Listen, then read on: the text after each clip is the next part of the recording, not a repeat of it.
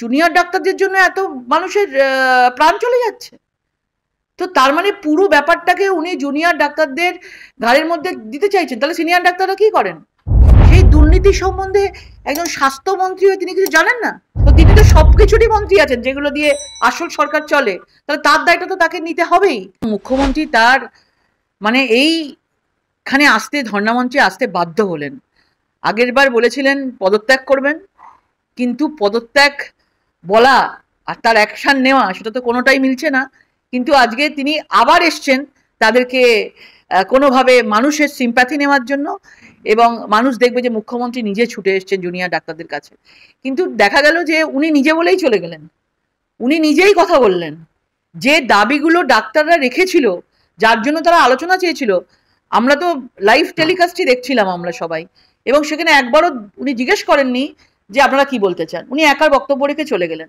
তার মধ্যে কিছু কিছু জিনিস ছিল, যেমন স্বাস্থ্যের টেন্ডার নিয়ে উনি কথা বলেছেন। টেন্ডার নিয়ে কথা বলতে গিয়ে উনি বলছেন আমি এগুলো কিছুই জানি না, আমার কাছে একটাও আসে না। মানে আমরা তো জানি উনি স্বাস্থ্যেরও মন্ত্রী।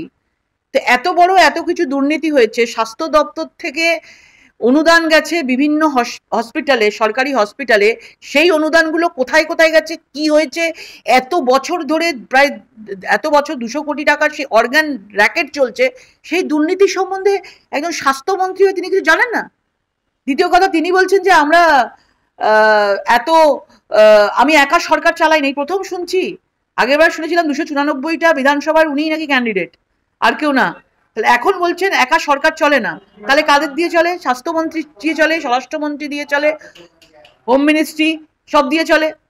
তো তাহলে তো তারও তো মন্ত্রী হচ্ছেন পুলিশ মন্ত্রী দিয়ে চলে, তাহলে তারও তো মন্ত্রী মমতা বন্দ্যোপাধ্যায়।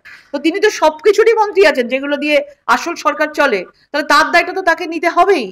এবং তিনি তার কথার মধ্যে বারবার একটা কথা যেটা চলে আসছে, বারবার উনি বলার চেষ্টা করছেন, যেটা যে আপনারা কাজে ফিরুন এবং আপনাদের জন্য অনেকে মারা যাচ্ছে। এটা বারবার কেন বলছেন?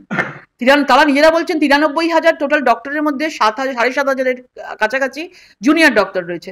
তো যদি জুনিয়র ডাক্তারদের জন্য এত মানুষের প্রাণ চলে যাচ্ছে, তো তার মানে পুরো ব্যাপারটাকে উনি জুনিয়র ডাক্তারদের ঘাড়ের মধ্যে দিতে চাইছেন। তাহলে সিনিয়র ডাক্তাররা কি করেন? তার মানে জুনিয়র ডাক্তাররাই কাজ করেন, সিনিয়র ডাক্তাররা কাজ করেন না।